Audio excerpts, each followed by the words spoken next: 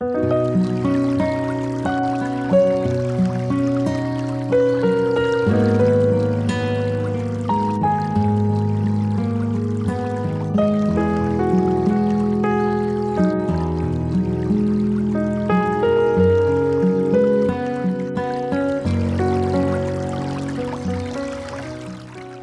har taget en tur til Højenå her ved Vejle, og det er jeg for at se på det her helt fantastiske vandløb, som jo snor sig rigtig, rigtig flot ned igennem landskabet. Det er kun 15 km langt, men har lige så stort fald, som Gudenåen har i hele sin mere end 150 km lange løb fra Tørring og så ud til Randers. Det har faktisk et fald helt op på en 5-6-7 promille, og det giver nogle helt fantastiske gode fysiske rammer, og der er nogle rigtig gode levesteder for både fisk og smådyr. Det betyder også, at der lever et meget stort antal arter af det, man kalder renvandsarter, og så både slørevinger og døgnfluer og vårfluer.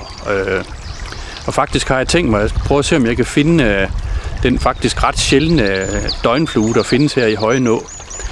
Nemlig den, som hedder Retrogena germanica, eller den strømfødte døgnflue. Der er også nogen, der kalder den tysk døgnflue, eller tysk strømdøgnflue.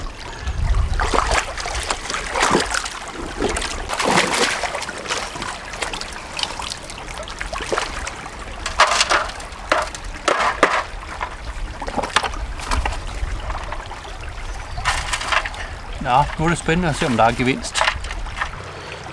Jeg tror faktisk, vi er heldige. Der lige præcis er en her. Jeg skal se, om jeg kan fange den.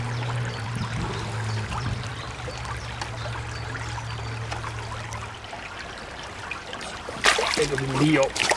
Den stereolukken. Og se, om vi kan se. Jo, det er den. Meget tydelig med de mørke prikker, den har på overbenene. Ja. Det er sådan ligesom en hvid zone, og så er der en mørkere prik inde i den der hvide opklarede zone.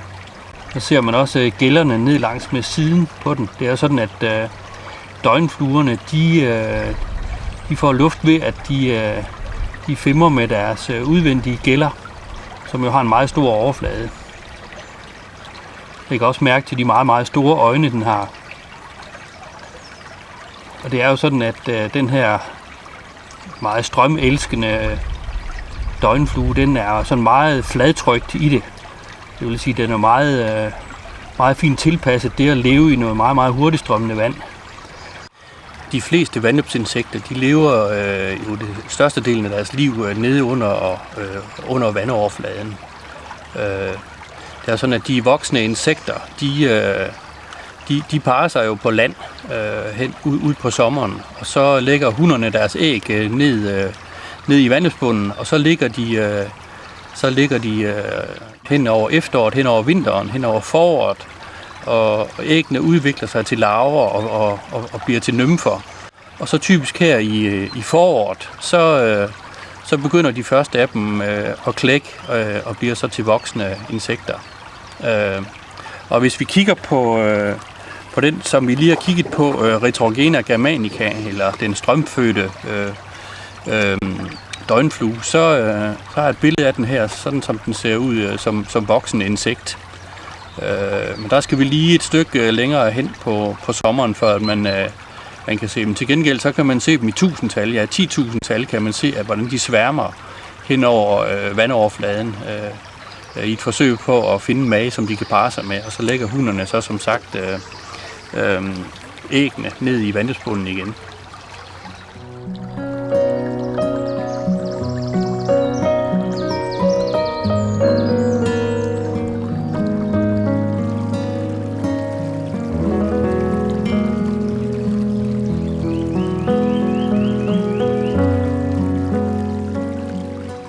Mange af de insekter, som vi finder her i Højenå, de hører med til det, som man kalder renvandsarter. Og det hænger selvfølgelig meget sammen med, at der er meget rent vand her. Det er meget iltrigt. Vand det strømmer, og det betyder, at der hele tiden kommer ny ilt ned til ja, både fisk og smådyr. Men det er jo så faktisk også sådan, at smådyrene, dem bruger man jo til at inddele vandløbene i, hvor gode eller hvor dårlige de er sådan rent forureningsmæssigt eller miljømæssigt. Og det er sådan, at man bruger sådan en skala fra 1 til 7 i det, man kalder faunaklasser, hvor faunaklasse 7 er den bedste klasse, hvor man har de fleste forskellige renvandsarter. Kommer vi lidt længere ned på skalaen, så forsvinder nogle af de meget følsomme og meget renvandskrævende arter. Så kommer der nogle lidt mere robuste arter til. Mens vi nede i bunden af skalaen, der har vi nogle arter, som kan tåle at leve i noget meget forurenet vand. Altså det vil sige noget vand, hvor der nærmest ingen ilt er.